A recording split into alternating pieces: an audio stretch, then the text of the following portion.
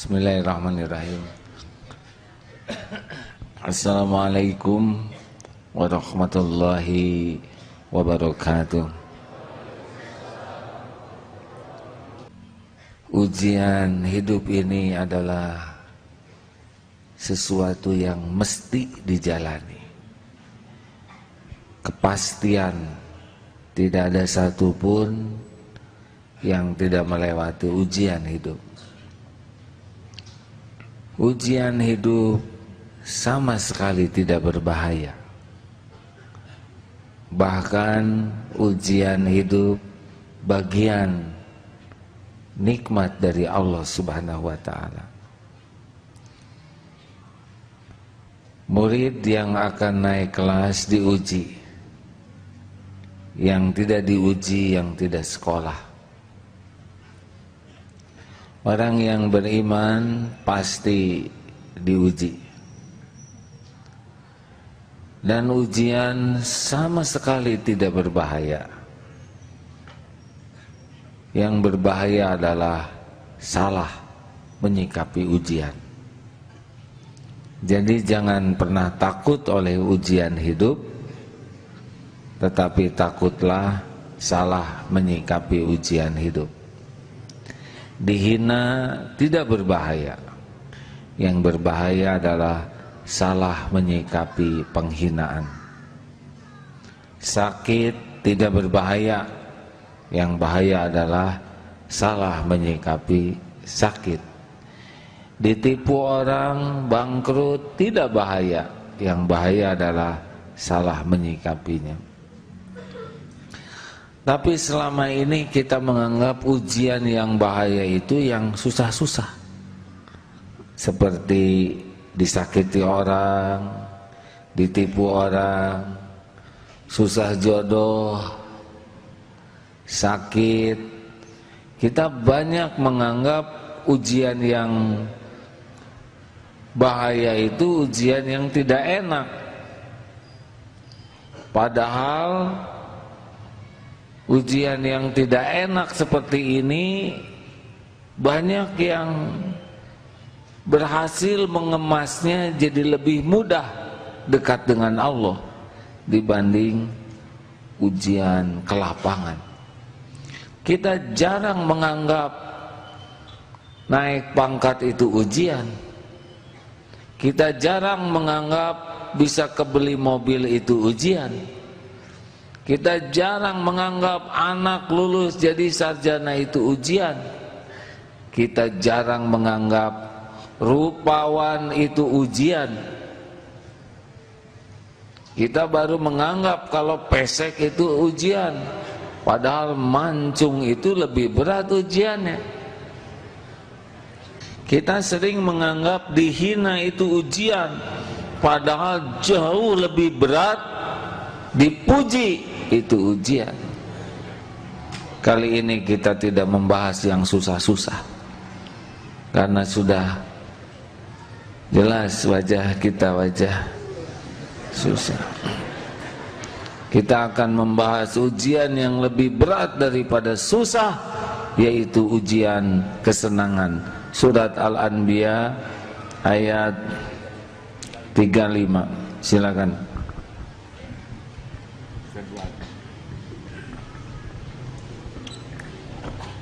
أعوذ بالله من الشيطان الرجيم بسم الله الرحمن الرحيم ونبلوكم بالشر والخير فتنة وإلينا ترجعون.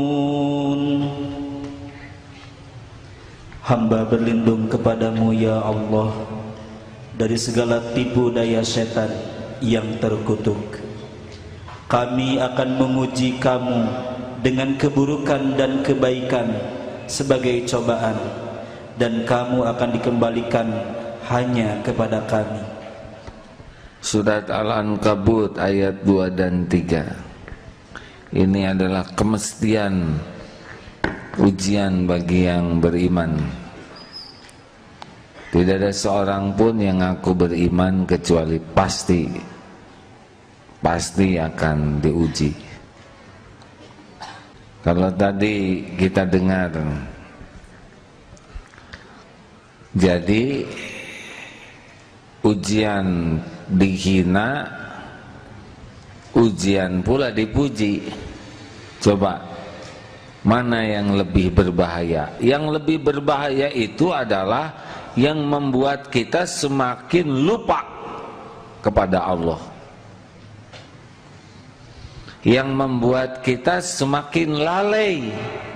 Itu yang bahaya.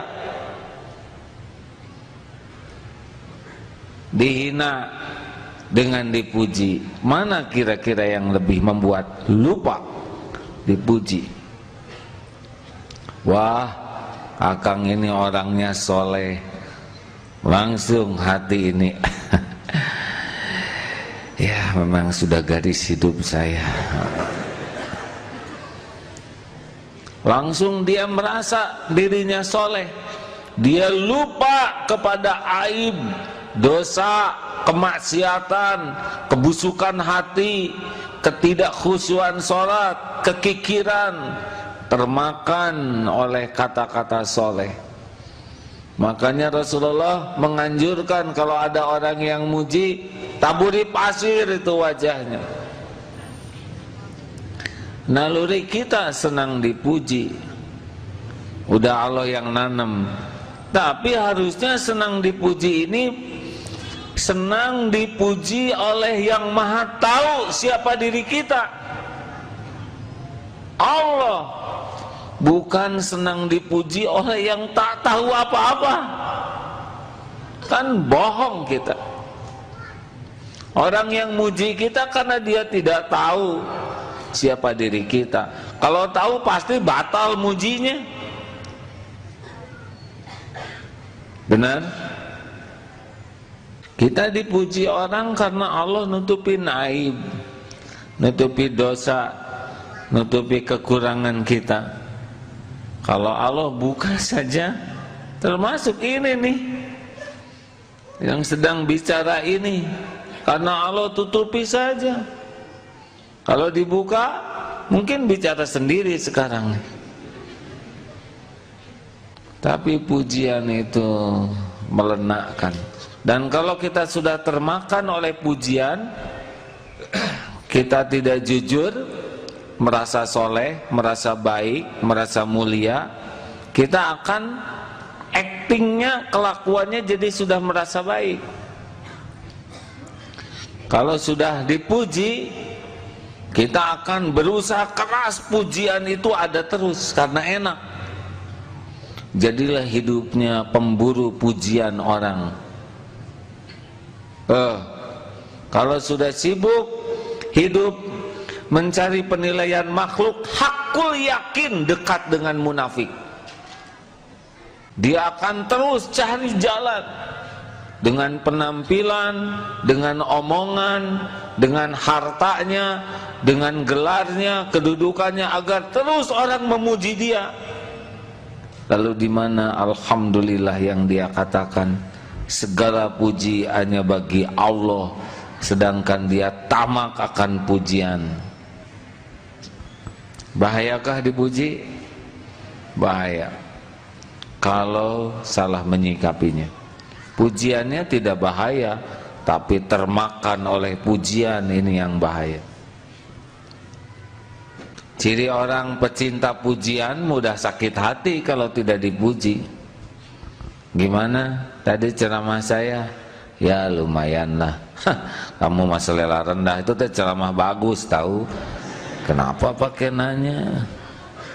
Dia nanya sebetulnya bukan untuk diberitahu, tapi pengen dipuji.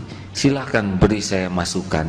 Itu bau-baunya sih bau, nggak ada masukan buat akang mah, udah sempurna. Masa? Padahal saya keluarkan loh semuanya.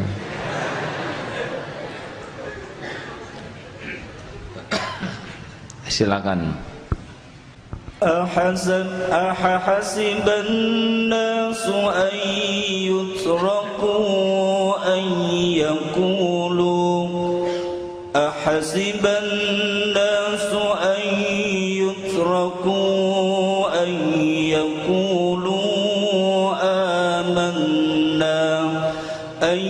يقولوا آمنا وهم لا يفتنون ولقد فتنا الذين من قبلهم فليعلمن الله الذين صدقوا وليعلمن الكاذبين. Apakah manusia mengira bahwa mereka akan dibiarkan hanya dengan mengatakan kami telah beriman dan mereka tidak diuji? Dan sungguh kami telah menguji orang-orang sebelum mereka, maka Allah pasti mengetahui orang-orang yang benar dan pasti mengetahui orang-orang yang dusta. Jadi ujian ini untuk ngetes nih dari Allah, siapa yang benar, siapa yang dusta, diuji.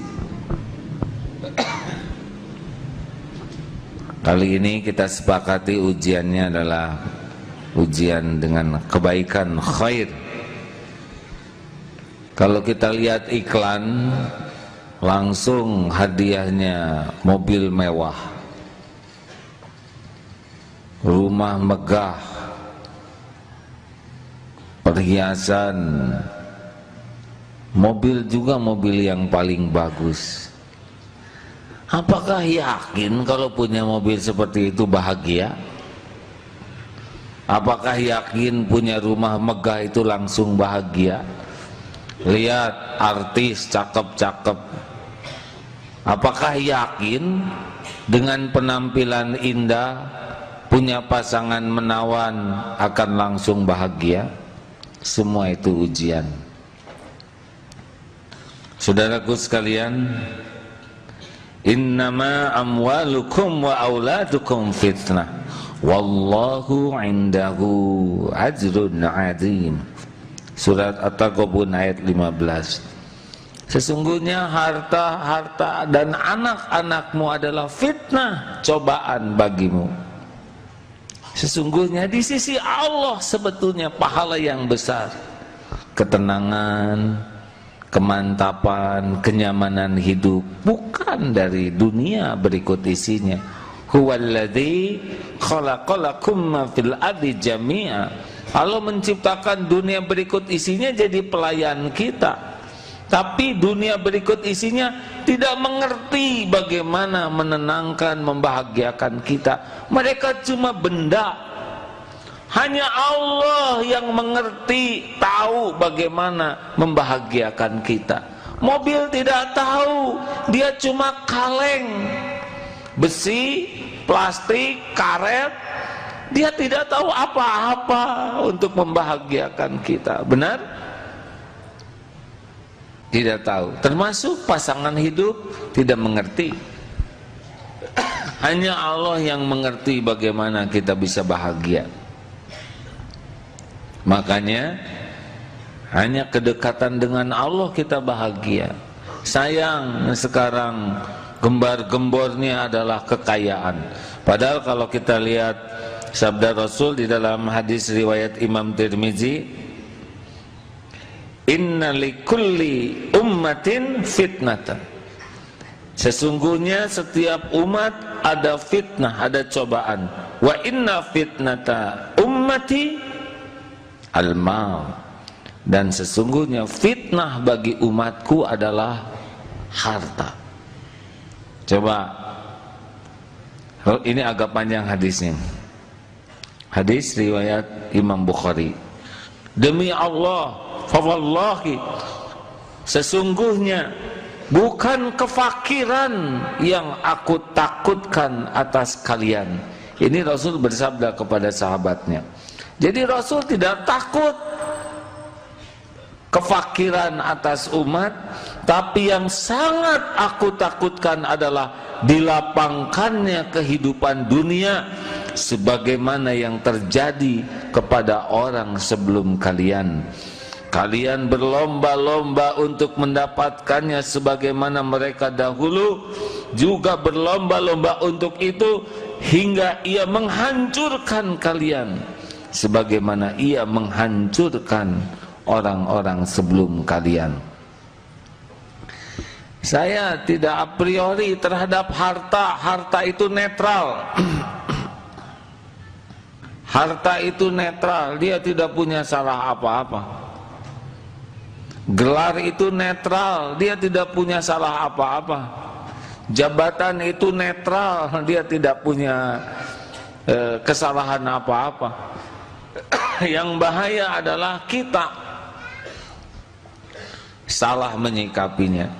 Sekarang banyak pelatihan, kita harus kaya. Kekayaan diukur dengan membeli mobil bagus, dengan rumah megah, mewah, dengan aksesoris yang serba dinilai oleh uang. Itu justru cobaannya. Coba kita tes nih. Saudara sudah punya mobil bagus belum? Ini masalahnya. Kalau belum tuh ingin nyoba punya, ya kan? Kita boro-boro punya mobil bagus. Nih, dengar cobaan, jujur ya. Kita belum punya mobil, tiba-tiba dijemput oleh teman pakai mobil bagus, tipe terbaru, mewah. Jujur, ada rasa bangga tidak? Ada. Bayangkan itu. Padahal teman ini itu adalah supir di bengkel. Bagian ngetes mobil rusak. Bayangkan berlipat-lipat kan ngaconya kita. Udah jelas tahu ini teman juga nebeng.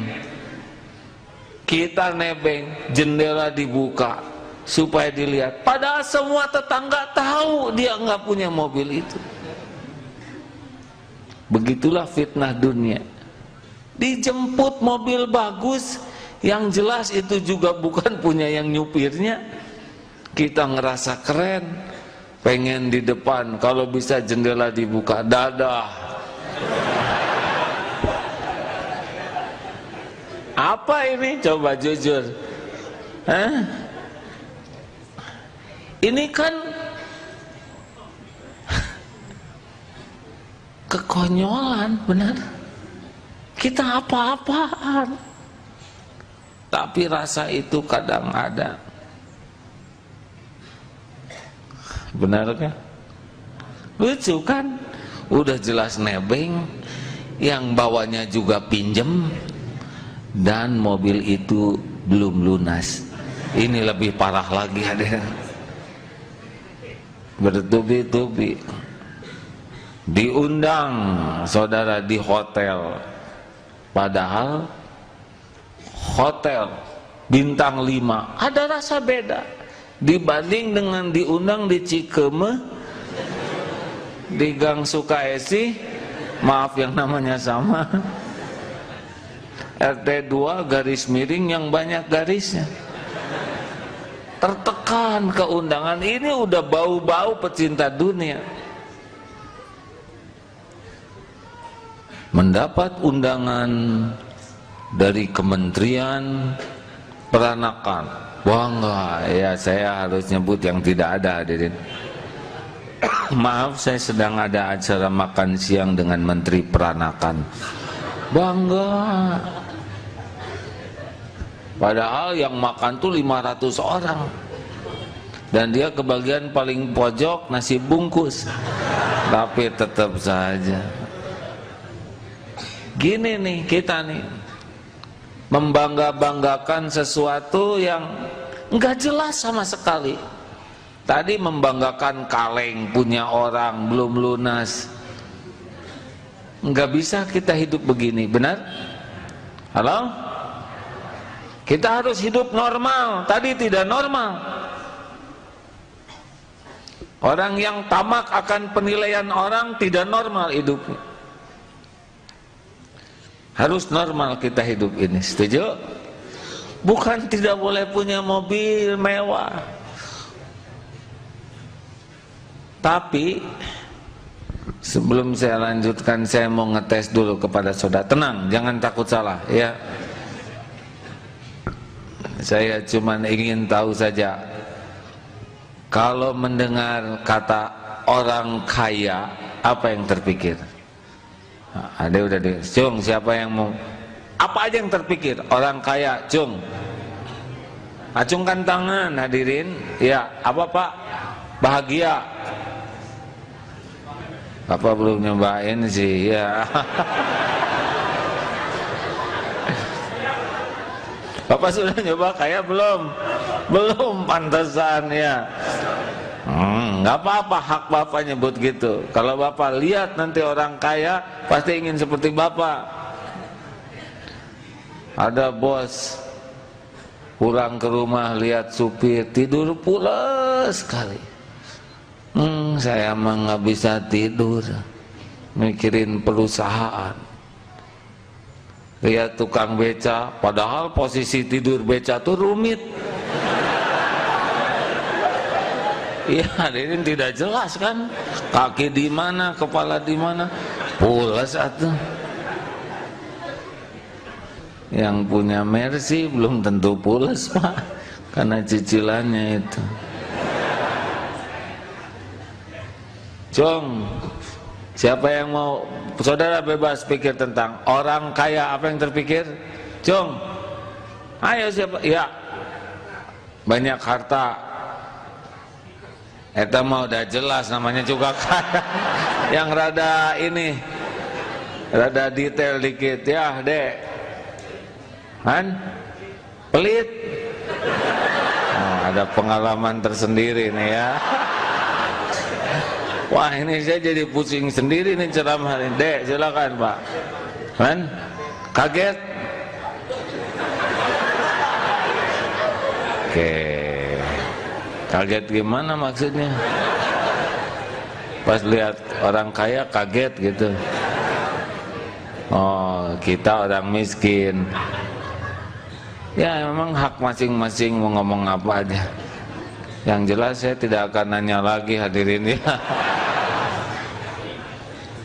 Oke, udah pelit, kaget tuh. Yang jelas mas saya pusing hadirin ya. Gini, nggak diterusin lah pertanyaannya. Ustadz Roni apa aja lah, ini Ustadz aja. Kalau nggak dengar kaya, apa yang terpikir?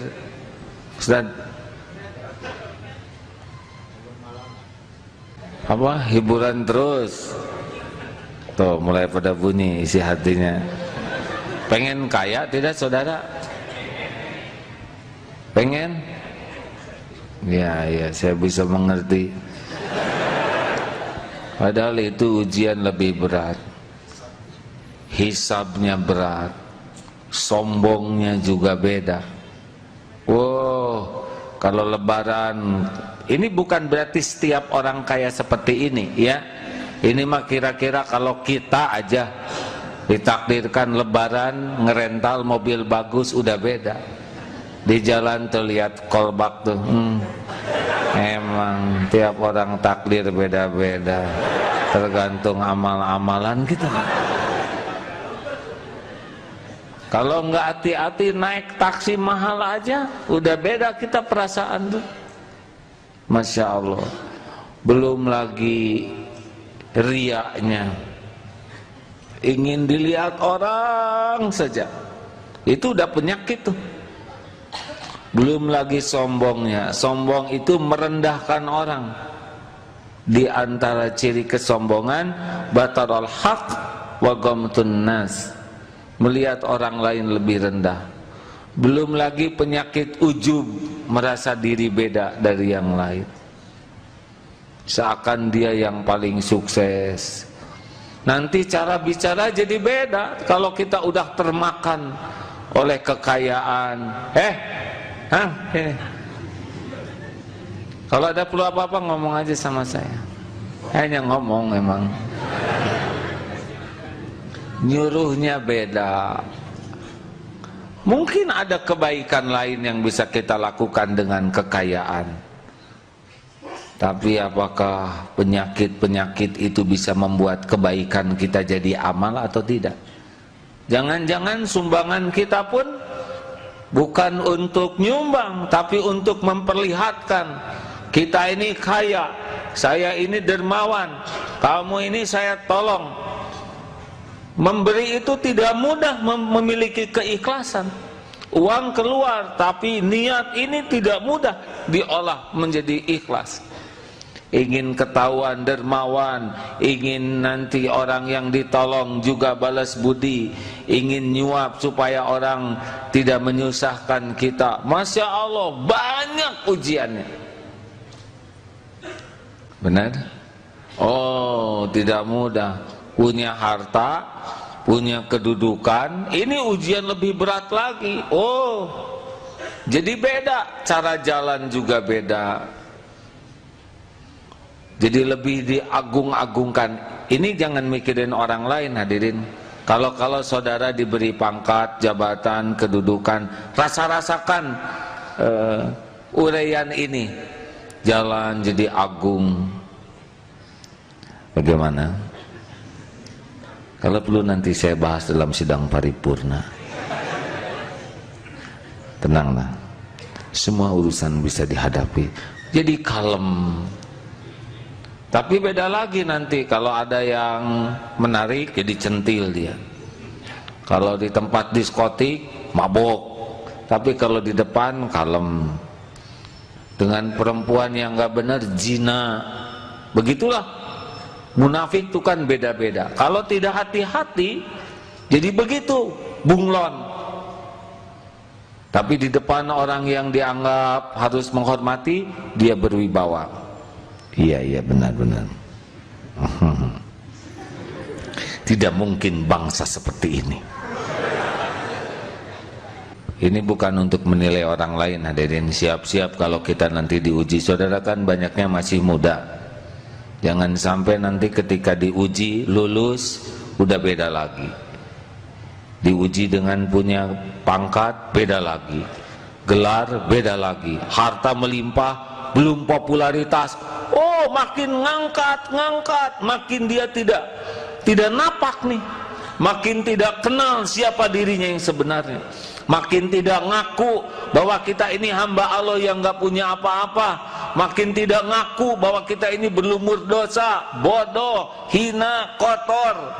Makin tidak ngaku bahwa kita ini tidak berdaya tanpa pertolongan Allah. Melambung. Terus apa artinya semua itu? Apa saudara pikir akan bahagia? Demi Allah, tidak akan pernah Allah berikan ketenangan, kebahagiaan bagi orang yang melupakan Allah. Ala bizikrillah tatma'innul qulub. Makanya hati-hati, jangan kasihan sama orang yang diuji. Maaf, pernah cerita ini. Di sebuah kampus ada keprihatinan terhadap Palestina. Puisinya sedih. Baik, prihatin terhadap Palestina, tapi mana yang lebih memprihatinkan? Kalau lihat bagaimana laki perempuan, padahal itu kampus pakai label Islam, wah, desak-desakan, pakaiannya, sikapnya, ini lebih memprihatinkan ini. Di Palestina boleh jadi dibombardir begitu, hatinya nggak lepas dari Allah. Para penghafal Quran jauh lebih banyak daripada banyak TV. Kita tidak hafal karena hafal acara TV. Di sana TV susah, akibatnya fokus baca Quran. Tempat main susah, lebih banyak di masjid. Coba, kan? Kita kadang-kadang wah kasihan itu, prihatin, rumahnya sederhana, padahal lebih bahagia daripada yang rumahnya megah.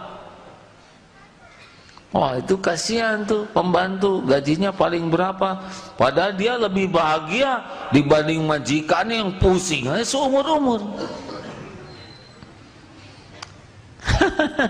Saudara kerjanya cleaning service, pakai ngirung segala macam.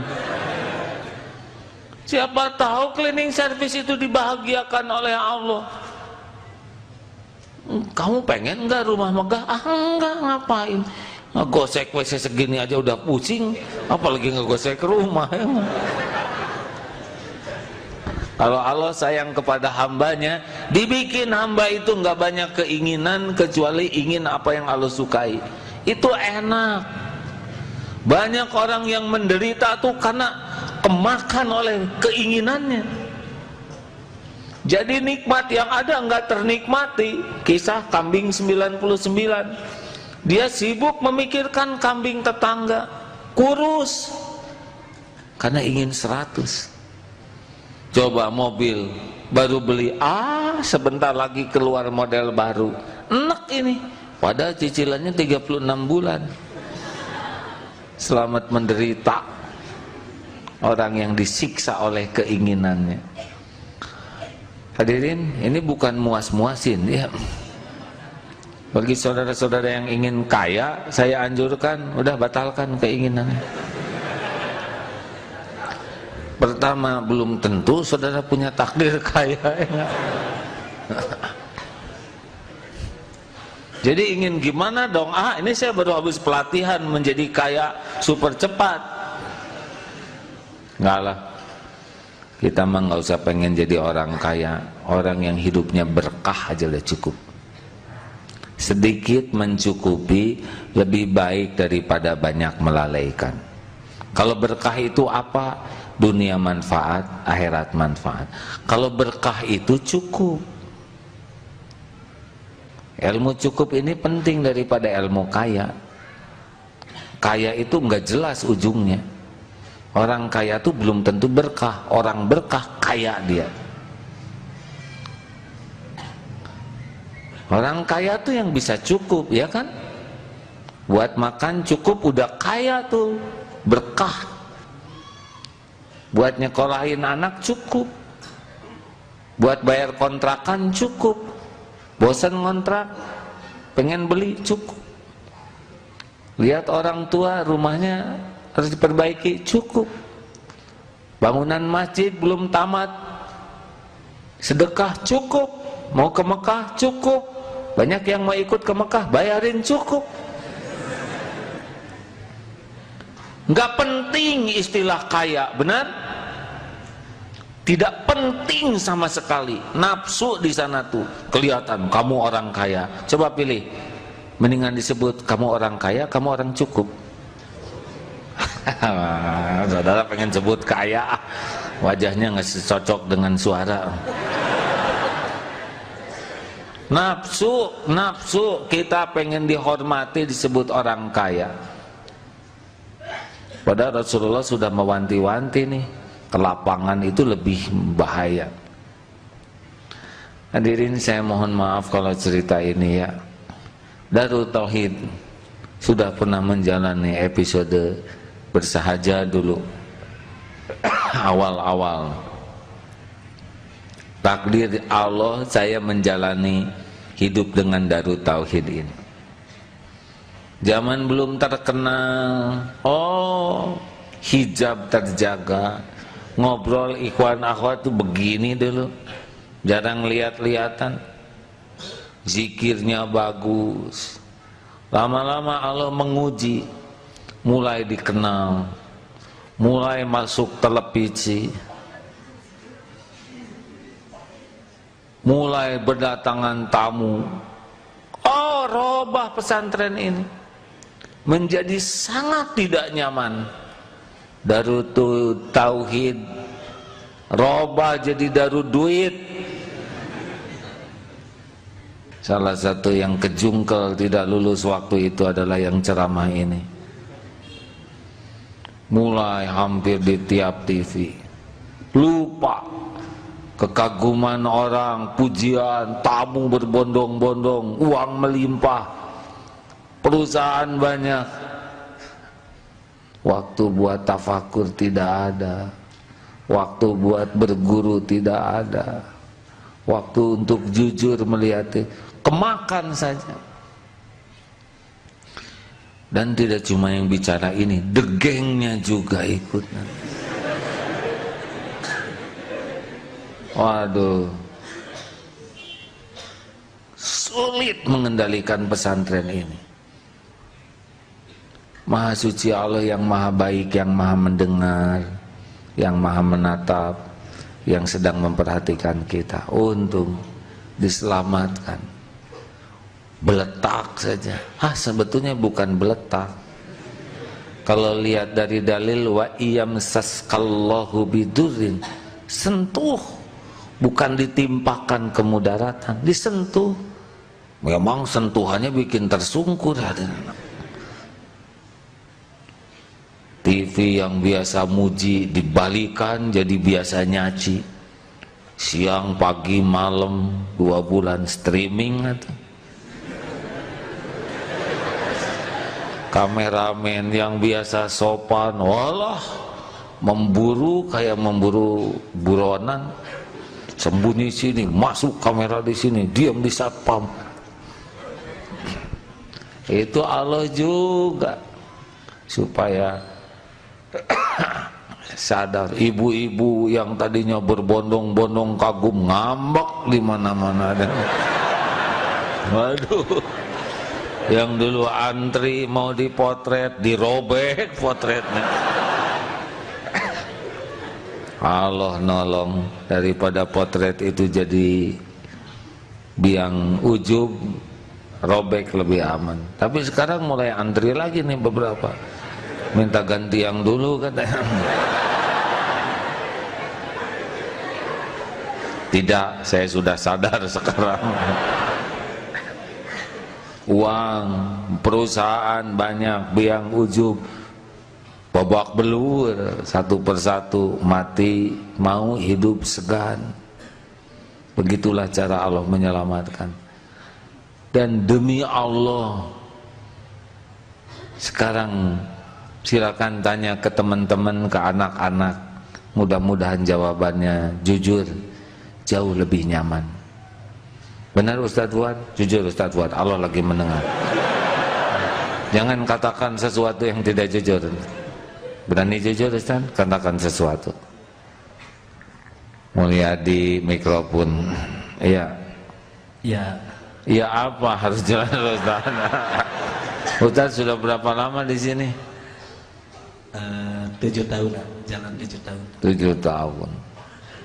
Berarti zaman heboh dulu masih ada ya, sudah masuk? Ikut masuk TV ya. Oh iya. Bagian apa Ustaz? Benarkah bahwa gelimang kemudahan, kelapangan jadi ujian? Silakan jawab Ustaz, jujur. Iya, benar sekali. Katakan lebih lengkap atuh. Ya dulu memang orientasinya terkadang memang uang, nggak begitu. Tapi sekarang alhamdulillah ya dicontohin juga oleh AA, begitu melihat bukti, jadi insya Allah mudah-mudahan on the track begitu AA. Lebih tenang mana? Insya Allah yang sekarang. Dulu kan uangnya lebih banyak Ustaz. Sekarang ada susah ngundangan. Gimana, lebih tenang sekarang? Iya. Yakin? Alhamdulillah. Yakin? Yakin insya Allah. Saya sebetulnya tidak membutuhkan pengakuan diri saya sudah robah, karena kalau saya membutuhkan pengakuan berarti juga belum robah karena Allah ya. Cuma hanya sebuah fakta saja bahwa ujian duniawi yang datang itu benar-benar lebih mudah membutakan hati. Itu saja intinya. Kemana-mana. Bukan berarti kita harus miskin. Salah ini juga. Wah kalau gitu kami ingin jadi fakir miskin, itu juga belum tentu selamat saudara. Yang udah fakir miskin kerjanya minta-minta, ngupil, nyolong, udah salah juga. Kita mah terserah Allah, mau ditakdirkan kaya, takdirkan sedang, ditakdirkan bersahaja seperti ahlu sufah. Yang penting kita mah siap dengan ujian apapun dan harus lulus. Kalau takdirnya kaya ya seperti Abdurrahman bin Auf, kita siapkan diri menghadapi kekayaan ini. Makin kaya, makin banyak dermanya, makin tinggi ilmu, makin tawadu, makin merunduk. makin diberi kedudukan, makin berusaha kuat untuk tawadu, adil, amanah. Makin diberikan kemudahan, makin mudah pula dia untuk menolong siapapun. Jangan sampai jadi lupa bahwa ini adalah ujian. Datang harta, ini ujian ini. Baru jadi rezeki kalau kita lolos dari ujian ini.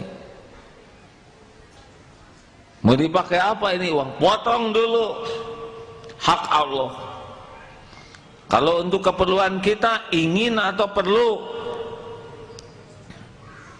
Perlukah kita membeli sepatu seharga 5 juta? Yakin gak khusus sholatnya? Enggak.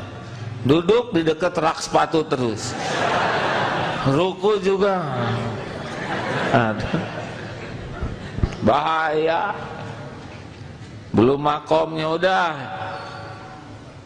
Yang normal-normal saja.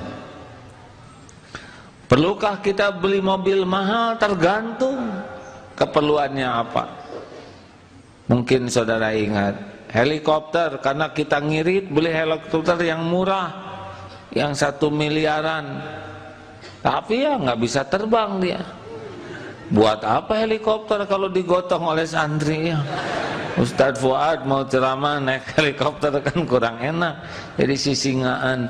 Nah, beli yang 10 miliar tidak apa-apa kalau itu perlu dan wajar. Ya, jadi ini bukan masalah mahal atau murah, tapi melampaui keperluan atau tidak. Sendal jepit 10.000, kaki sepasang, tapi di rumah 15 sendal jepit. Ini mewah, karena keperluan kita cuman berapa pasang, paling 2-3 pasang untuk cadangan, ya. Tapi kalau sudah melampaui itu sudah mewah. Saya tidak bermaksud ikut campur dengan pengajian ibu-ibu karena saya lelaki, tetapi boleh dievaluasi. Kalau mau pengajian, lebih sibuk mempersiapkan mendapat ilmu atau lebih sibuk mempersiapkan seragam supaya kelihatan bagus dalam pandangan orang? Yang belum punya seragam menderita menjelang pengajian seminggu sebelumnya, sibuk di pasar baru cari, karena malu ini seragam ini udah dipakai yang kemarin. Saya khawatir kalau orientasinya dengan seragam, lebih sibuk dengan penilaian orang daripada penilaian Allah. Bukan tidak boleh pakai seragam, apalagi kalau seragamnya makin model, makin rumit. Sedangkan setiap rempel itu disetrika 1, bagaimana kalau 200 rempel? Kan nyetrikanya lebih lama daripada wirid. Oh, berat. Orang yang lebih sibuk dengan penilaian orang, pengajian ciri khasnya adalah lebih banyak dipotretnya, karena udah habis-habisan dandan, pengajian ingin paling beda. Bukan tidak boleh dandan, ya, yang proporsional boleh. Capek, apalagi kalau sudah bermake up, pas adzan duhur cenderung tidak sholat karena ini dempul takut luntur. Ada yang pas adzan duhur masih ngobrol. Nah, untuk ini kita sebagai lelaki untung nih rada nggak pakai make up ya. Saya lihat tidak ada satupun yang bermake up ini. Kepada yang sudah bermake up udah tidak usah disusut, nggak apa-apa ya. Tapi hidup apa adanya jauh lebih nyaman, proporsional. Kepada saudara-saudara, saya mohon maaf, tidak bermaksud untuk mematahkan semangat untuk kaya. Silakan saja, asal saudara tahu ujian apa yang bekal saudara dapatkan. Hisabnya berat. Keinginan untuk membeli kalau uang ada cenderung lebih dari keperluan. jadi keinginan. Beli ini, beli itu, nanti jadi israf, menjadi berlebihan, nanti jadi mubazir. Itu sudah jadi kawannya setan. Belum lagi mudah berbuat maksiat. Ada yang dia taksir, langsung lancar pengeluaran. Orang tua sendiri tidak diberi. Oh, dia menjadi mudah sana sini karena ada uang. Kalau tidak hati-hati, banyak cobaannya. Belum nanti di akhirat. Oh, setiap rupiah pasti ada hitungannya. Rasulullah SAW suatu saat keluar rumah lapar, ketemu dengan sahabatnya juga lapar, bertiga waktu itu. Lalu ada sahabat yang begitu sukacita kedatangan Nabi. Sesudah menyediakan minum, langsung mau motong kambing. Sabda Rasul, jangan menyembelih kambing yang sedang mengeluarkan air susu. Akhirnya dipotongkan kambing jantan dan disantap.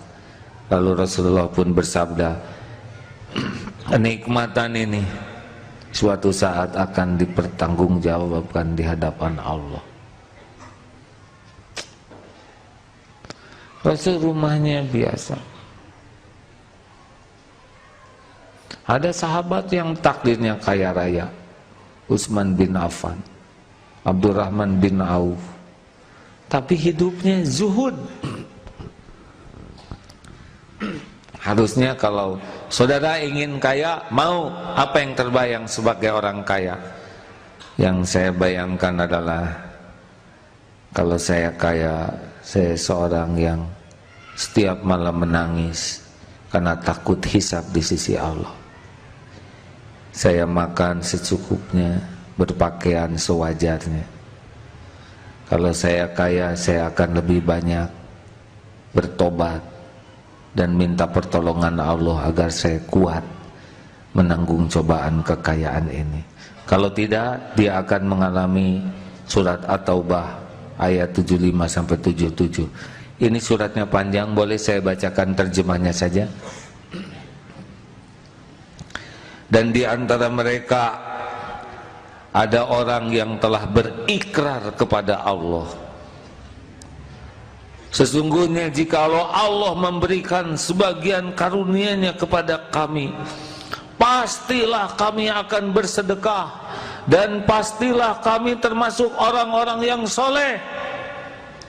Maka setelah Allah memberikan kepada mereka sebagian dari karunia-Nya, mereka kikir dengan karunia itu dan berpaling. Dan mereka memang orang-orang yang selalu membelakangi kebenaran. Maka Allah timbulkan kemunafikan di hati mereka sampai kepada waktu mereka menemui Allah, karena mereka telah mengingkari janji yang telah mereka ikrarkan kepadanya, dan juga karena mereka selalu berdusta. Tidak mudah. Sekarang kita belum punya uang. Kalau saya punya uang, saya mau wakaf. Itu setan tidak diam. Ketika kita punya uang, wah saya yang berjuang nih, enak aja dia yang dapat. Sibuk ngurus uang, ke masjid makin telat. Siapa? Sahabat Nabi yang jadi lupa tuh gara-gara minta didoakan kaya. Sa'labah. Wah itu minta didoakan kaya, didoakan dan jadi kaya, dan benar-benar repot. Ngurus kambing, wah repot. Tidak berjamaah, tidak bersilaturahmi, menjadi sombong. Berat ditakdirkan jadi orang kaya kalau tidak benar-benar kuat iman. Makanya jangan tergiur pengen jadi orang kaya. Tergiurlah menjadi orang yang takwa dalam posisi apapun yang Allah tetapkan. Mungkin saudara jadi konglomerat atau yang akhwat konglomerawati, nggak apa-apa, asal Allah yang ngatur. Kalau Allah yang ngatur seperti Abdurrahman bin Auf, nggak ada kekayaan di hatinya, walaupun semua di tangannya.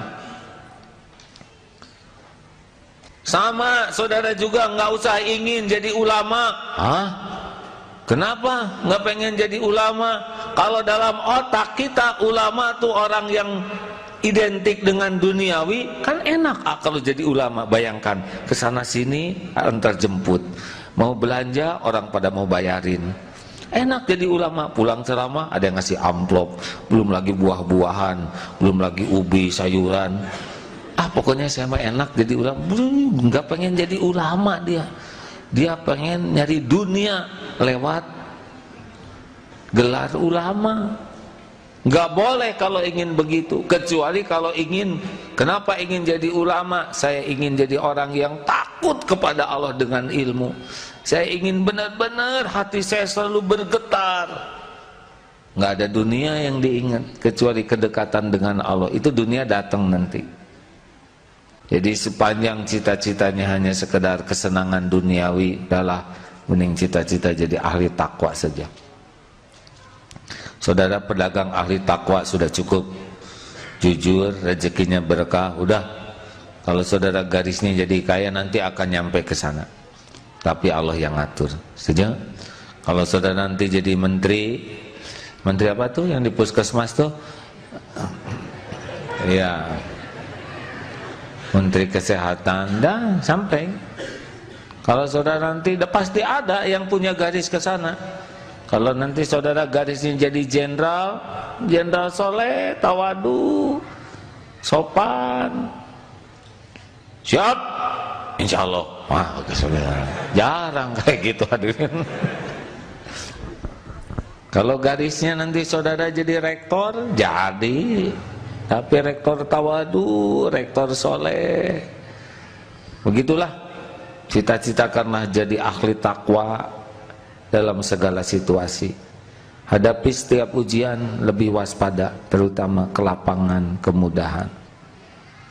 Jangan menganggap sukses orang kaya, tapi sukses kalau menjadi takwa kepada Allah dengan kekayaannya. Kekayaan itu belum tanda kesuksesan. Ketakwaan. Inna akramakum indallahi atqakum. Goal kita adalah jadi orang yang dekat dengan Allah, baik dengan kesusahan maupun dengan kemudahan. Apapun yang Allah berikan ujian kepada kita, goalnya adalah kita jadi dekat dengan Allah. Itu goalnya, bukan kekayaannya. Setuju? Ada yang mau tanya? Pengen kaya enggak sekarang? Tidak. Kalau kaya hati mau, kaya ilmu mau, kaya amal mau. Kalau kaya harta tidak. Itu ada bukunya. Saya tidak ingin kaya tapi harus kaya. Itu dulu. Sekarang udah beda lagi. Tapi alhamdulillah, dengan tidak ingin tuh ternyata lebih cukup. Anak 11 itu biaya cukup. Kendaraan alhamdulillah, tiap hari ganti-ganti mobil, tergantung yang jemput. Alhamdulillah, perlu apa aja rasanya ada. Dan memang gak banyak lagi keinginannya. Pengen apa sekarang? Sate, kolesterol, durian montong, asam urat. Sudah banyak dikurangi oleh Allah keinginan. Dan itu enak. Tidak banyak keinginan itu enak ternyata. Yang penting pas ingin, yang mau dikasih oleh Allah, itu paling enak. Mudah-mudahan saudara iri kepada kebaikan. Amin ya rabbal alamin. Dah cukup itu aja. Ada pertanyaan? Tidak ada? Alhamdulillah. Ini pengajian terakhir AA sebelum berangkat ke Mekah. Insya Allah tanggal 18 berangkat ke Mekah. Doakan supaya panjang umur, bisa kembali lagi bulan November awal. Tapi kita tidak tahu rahasia ajal. Kalau AA, ya kalau Allah punya rencana lain, berarti ini pertemuan terakhir malam Jumatan. Gimana kalau saya meninggal? Enggak ada masalah, Darut Tauhid ini milik Allah. Ya, nanti Allah titipkan kepada siapa yang Dia kehendaki. Mudah bagi Allah, Dia pencipta, pemilik segala-galanya. Hanya saya berharap saudara istiqomahlah. Kalau mencari Allah, Allah tahu, Allah akan tunjukkan. Mudah-mudahan nanti makin banyak para pecinta Allah yang berkumpul, yang akhlul yakin, yang yakin sekali ke Allah. Karena keyakinan seseorang itulah yang termahal. Yakin itu menular. Kalau orang yakin bisa meyakinkan, orang ragu tidak pernah bisa meyakinkan. Hadirin, Allah yang Maha Agung, Maha menyaksikan segala-galanya. Wa huwa ma'akum aina ma kuntum wallahu khabirum bima ta'malun. Dan kami bersamamu dimanapun kamu berada, dan kami mengetahui, menyaksikan, melihat apapun yang kamu lakukan. Pasti Allah sedang menatap kita, pasti. Kita pun berkumpul di sini dengan izin Allah. Allah tahu siapa diri kita yang sebenarnya. Ya Allah, astagfirullah. Allahumma inna nas'aluka taubatan nasuha ya Allah. Allahumma inna nas'aluka taubatan nasuha. Allahumma inna nas'aluka taubatan nasuha wa taubatan qoblal maut ya Allah, wa rahmatan indal maut, wa maghfiratan ba'dal maut ya Allah. Allahumma hawwin alaina fi sakaratil maut. Allahumma inna nas'aluka husnal khatimah wa na'udzu bika min su'il khatimah. Allahumma inna nas'aluka ridhoka wal jannah wa na'udzu bika min sakhatika wan nar. Allahumma ighfir lana wa liwalidina warhamhum kama rabbawna shighar. Ya Allah ya Syafi, berikan kesembuhan bagi yang sedang sakit. Ya Allah ya Goni, bukakan pintu rezeki yang halal berkah. Ya Fatah, bukakan jalan keluar yang terbaik. Ya Allah ya Hayyu ya Qayyum, lepaskan dari lilitan hutang. Berikan jalan keluar yang berkah.